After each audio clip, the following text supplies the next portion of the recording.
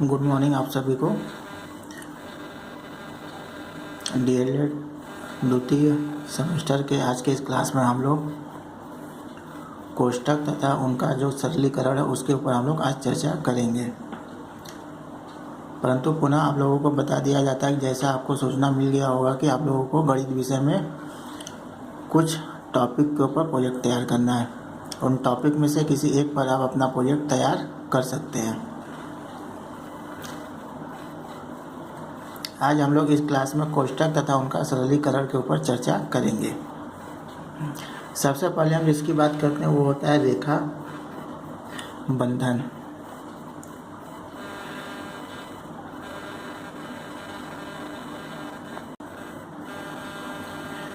तो सबसे पहले जो हम बात करते हैं वो रेखा बंधन, उसको हम एक हॉरिजॉन्टल रेखा से डिनोट करते हैं। उसके बाद आता है हमारा छोटा कोष्ठक, फिर आता है हमारा मझला कोष्ठक और लास्ट में आता है बड़ा कोष्ठक। जब प्रश्नों को हम हल करेंगे तो सबसे पहले हम रेखा बंधन को ही हल करेंगे, उसके बाद छोटा कोष्ठक को हल करेंगे, फिर मझला कोष्ठक को हल करेंगे और लास्ट में हम बड़े कोष्ठक को हल करेंगे। इसके अलावा आप लोगों ने पिछली कक्षाओं में एक नियम पढ़ा होगा जिसको बोला जाता है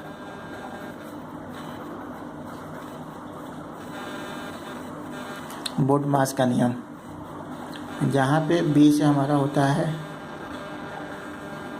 कोष्ठक, डी से होता है भाग, एम से होता है गुणा, ए से होता है जोड़ और एस से होता है घटाना। यानी कि सबसे पहले हम कोष्ठक को हल करेंगे। कोष्ठक के बारे में आपको बता दिया गया है कि पहले रेखा बंधन, फिर छोटा कोष्ठक, मझला कोष्ठक और लास्ट में बड़े कोष्ठक को हल करेंगे।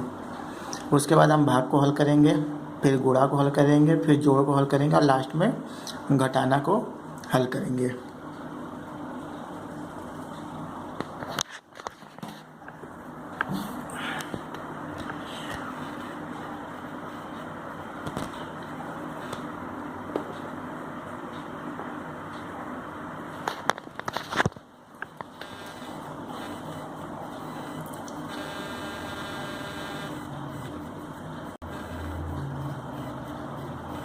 इसी प्रकार अगर किसी कोष्ठक के पहले अगर ऋण का चिन्ह यानी घटाना का निशान होता है तो उसके अंदर के समस्त चिन्ह जो है वो बदल जाते हैं।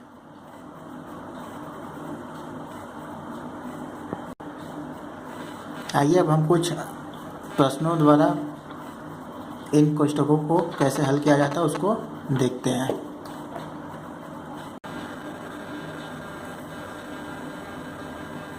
जैसा कि आप यहाँ पे देख पा रहे हैं कि इस उदाहरण में हमारे पास एक प्रश्न दिया है जिसमें दिया है 29 घटाना, फिर है बड़ा कोष्ठक, 16 घटाना, उसके बाद है मझला कोष्ठक, फिर जोड़ 5, फिर जोड़, फिर उसके बाद है छोटा कोष्ठक, फिर घटाना, उसके पास लिखा है 23 - 1 और उसके ऊपर एक रेखा बंधन का निशान लगा हुआ है और उसके बाद छोटा कोष्ठक बंद हो जाता है, फिर मझला कोष्ठक, फिर बड़ा कोष्ठक। तो इस सवाल को हम लगाने के लिए सबसे पहले क्या करेंगे, रेखा बंधन को हल करेंगे। तो उसके लिए रेखा बंधन से पहले जितने भी संख्याएं और कोष्ठक दिए हुए उनको आप उसी तरह उतार लेंगे।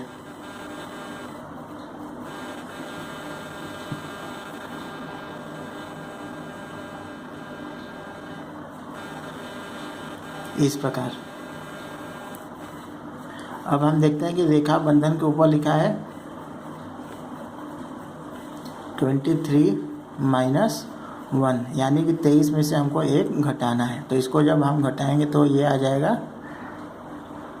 22 और उसके बाद हम कोष्ठक को बंद कर देंगे इस प्रकार। अब हम इस छोटे कोष्ठक को हल करेंगे क्योंकि रेखा बंधन के बाद हमें छोटे कोष्ठक को हल करना है। तो उसके लिए उसके पहले जो भी दिया है उसको हम उतार लेंगे अब छोटे कोष्ठक को हम देखते हैं तो हमको 17 में से 22 घटाना है, यानी छोटी संख्या में से बड़ी संख्या घटाना है। तो इसको जब भी घटाएंगे तो हमको एक ऋण का चिन्ह मिलेगा। तो 17 में से 22 घटाएंगे तो हमको मिलेगा घटाना 5। तो ये जो आपका प्लस का चिन्ह है वो घटाने में कन्वर्ट हो जाएगा। अब छोटा कोष्ठक हमारा हल हो गया। अब महिला कोष्ठक और बड़े कोष्ठक इसको बंद कर देंगे।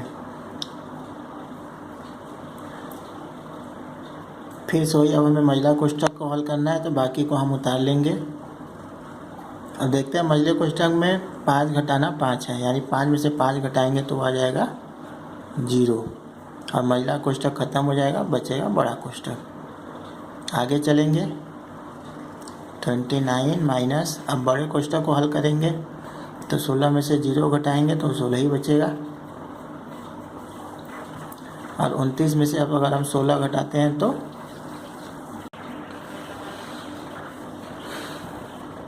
13 हमारा उत्तर आएगा। इसी प्रकार यहाँ पर हमें एक दूसरा उदाहरण दिया हुआ है जिसमें कि एक रेखा बंधन है और एक छोटा कोष्ठक है और इसमें बीजीय व्यंजक का उपयोग हुआ है। तो अगर इस प्रश्न को हमको हल करना तो सबसे पहले हम रेखा बंधन को हल करेंगे और उसके पहले जो भी संख्या या बीजीय संख्या दिया हुआ है उन्हें हम उतार लेंगे। अब हम रेखा बंधन के अंदर देखते हैं तो लिखा है x माइनस 2x, यानी एक x में से हमको 2x घटाना है। तो इसको जब भी हम घटाएंगे तो एक माइनस x बचेगा, वो माइनस और ये माइनस मिलके प्लस हो जाएंगे और इस कोष्ठक को हम क्लोज कर देंगे। अब इस कोष्ठक को जब हम छोटे कोष्ठक को हल करेंगे तो x प्लस x 2x हो जाएगा और यहाँ से जब x में से 2x घटाएंगे तो हमारा जो उत्तर आएगा वो माइनस x आ जाएगा। यहाँ पर हम एक तीसरा उदाहरण लेते हैं जिसमें कि भिन्न संख्याओं का उपयोग हुआ है और भिन्न संख्याओं के साथ उसमें कुछ मिश्रित भिन्न भी है। तो आइए इन प्रश्नों को हम हल करते हैं। तो सबसे पहले हम अपना कोष्ठक का सरलीकरण करने से पहले हम इन मिश्र भिन्नों को सिंपल भिन्न में कन्वर्ट कर लेंगे। इस प्रकार हम 7/11 को उसी तरह लिख लेंगे, फिर भाग का निशान, फिर बड़ा कोष्ठक। यहाँ पे जो ये मिक्स भिन्न है इसको हम सिंपल में कन्वर्ट करेंगे। उसके लिए हम 2 का 1 में गुणा करके और जो अंश होता है उसको उस गुणा में जोड़ देते हैं। तो इस तरह 2 एकम 2 और 1 जोड़ने पे 3 आ जाएगा और जो हमारा हर रहेगा वो वही रहेगा। इसके बाद आगे की संख्या को उतारेंगे, यहाँ पे इसको भी कन्वर्ट कर लेंगे। 4 का 1 में गुणा करेंगे 4 आ जाएगा, 3 जोड़ने पे 7 आ जाएगा और हर हमारा उसी तरह रहेगा और आगे की संख्याओं को इसी तरह हम उतार लेंगे।